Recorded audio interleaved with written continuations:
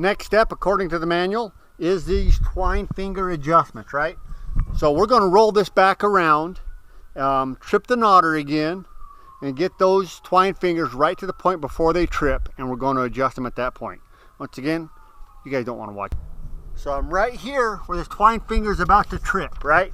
That's controlled by this ramp on this cam.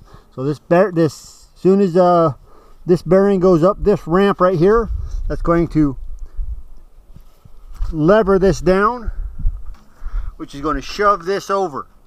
We have to clear these twine fingers, and you can see we're hitting, boy, we're a ½ inch into that one, and barely hitting on that one.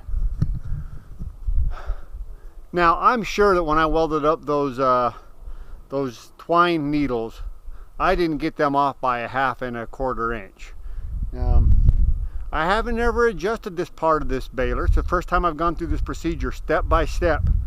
I suspect, and especially looking at the witness marks on my twine fingers and on my needles, it's been like this the whole time I've had this baler. So maybe there's a reason for that. Maybe it just wouldn't run set up correctly as per the book.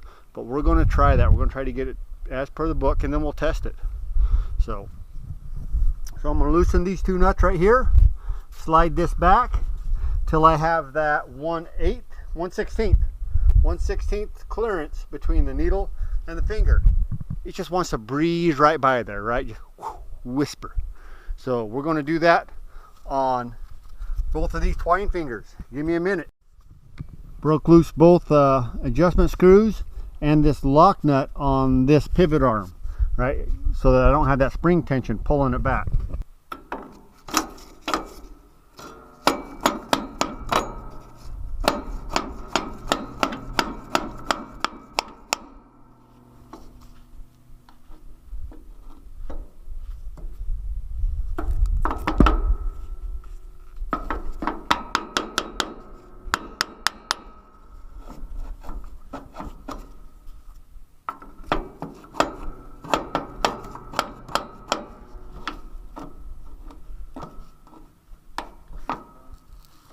I think that'll work.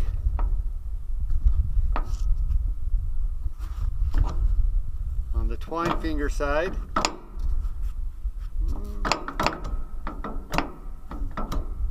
we'll give it just a hair more. There we go. Just like so. Okay, so I got the twine fingers clearing the needles, so that should be just right. Next, I've got to finish rotating this over until this is in its lowermost position, until it's fully on this cam right here.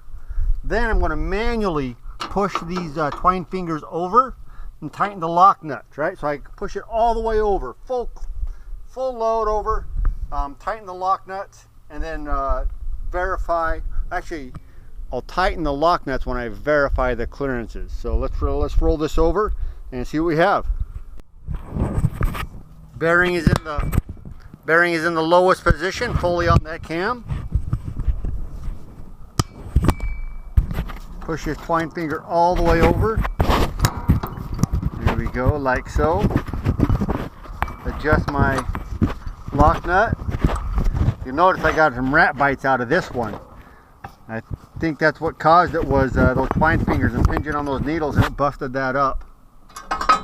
So that was one of the occasions where I would have failures to tie, when this twine finger would come loose. That's probably my top 3 failures to tie or failure to release. This would be number 3, this twine finger not sweeping in to sweep the twine onto the knotter. And that would be due to impinging there, or it coming loose, just being out of adjustment. So we are fully on right there. Now I want to read the manual a little bit, because it has a clearance in there as well. Loosen the lock nut, move the twine finger to its maximum inward. There should be 1/16 between the twine finger and the bracket, and so the bracket is the number 5, the knotter frame bracket.